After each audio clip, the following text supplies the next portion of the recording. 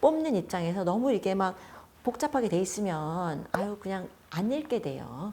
그리고 사실 영어로 레주메 쓸 때 절대로 하면 안 되는 실수가 다른 거는 얼마나 실수를 많이 할 수 있을까 이렇게 신뢰도를 뚝 떨어뜨려요. 안녕하세요. 서울대학교 심리학과 한수원입니다. 오늘은 아주 실용적인 이야기를 좀 해보려고 하는데요. 아주 쓸모있는 이야기. 제가 미국에서 오래 살았고, 제가 24년 미국에 살았거든요. 미국에서도 계속 학교에 있어서 영어로 레주메 작성할 때 어떻게 하는 게 좋을까? 팁을 좀 드리려고 해요. 이제 뭐 대학원 박사과정에 지원할 수도 있고요. 그리고 한국에서도 외국계 기업 지원할 때는 영어로 작성하잖아요. 이력서를.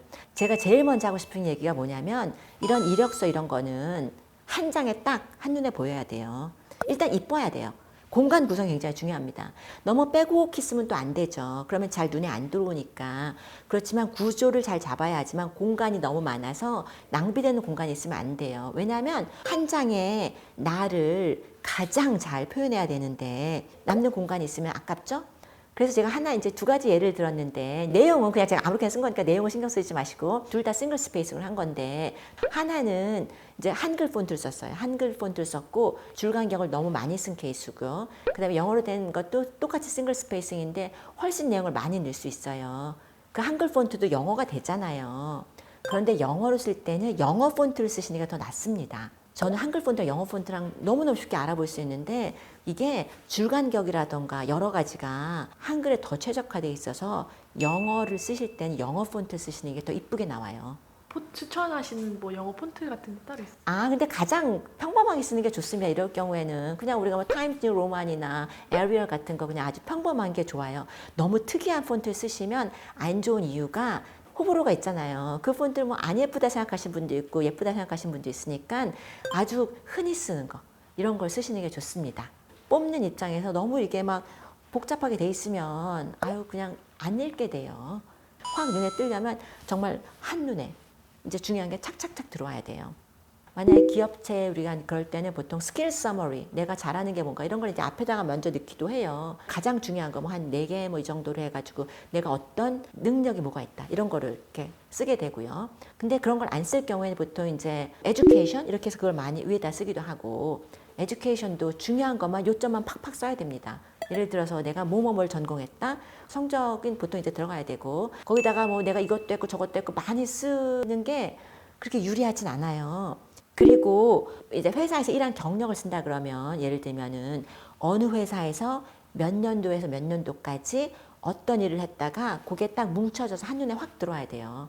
근데 예를 들어서 연도 같은 게 막 맨 끝에 놓고 이렇게 돼 있다. 그렇게 하시는 경우를 제가 어디서 봐가지고 제가 이걸 예시로 들은 건데 그렇게 되면 한눈에 안 들어와요.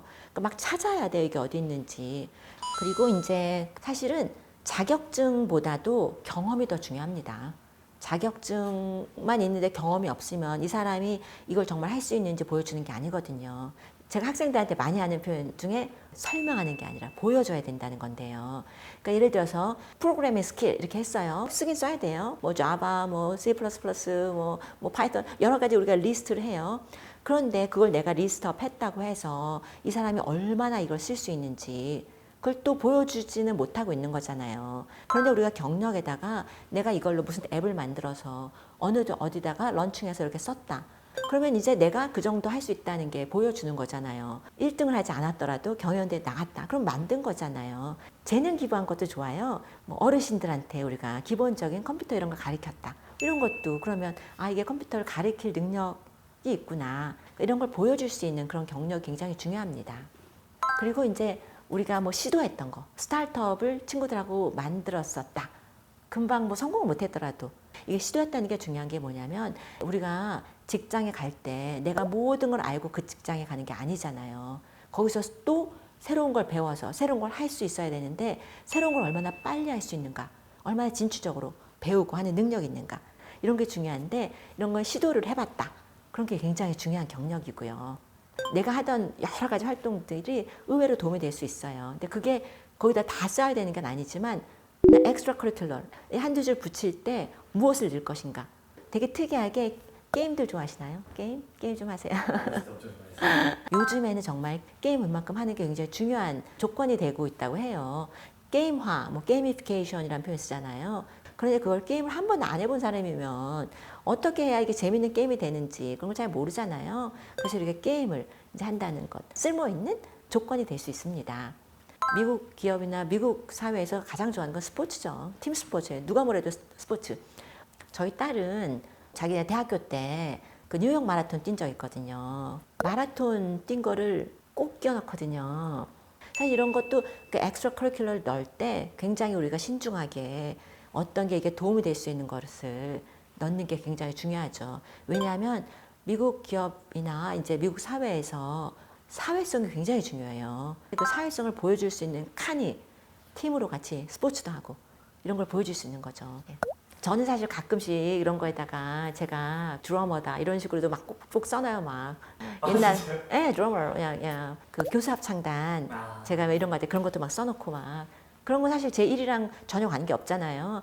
그 한 줄 가지고 나의 다른 모습을 또 보여줄 수 있잖아요.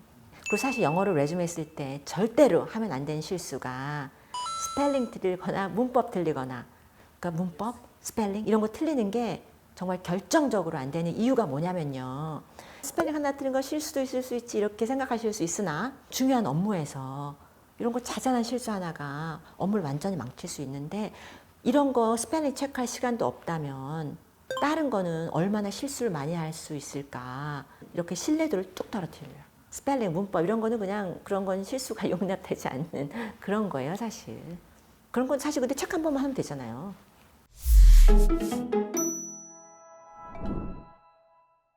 사실 레주메만 보고 사람 뽑는 경우 없습니다. 레주메 다음에 이제 인터뷰도 여러 번 하죠. 요새는 AI 인터뷰도 하는 경우도 있고 뭐 인터뷰 여러 라운드를 해요. 그러니까 이 레주메라는 거의 역할은 맨 처음에 추려내는 역할이에요. 그러려면 내 기술이 뭔지, 내가 이 포지션에 왜 적합한지 그게 정확히 나와야 되겠죠.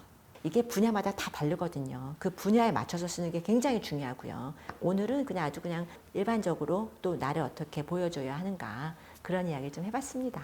이런 영상이 쓸모있다 생각하시면 구독, 좋아요 해주시면 또 실용적인 영상 만들어 보도록 하겠습니다. 감사합니다.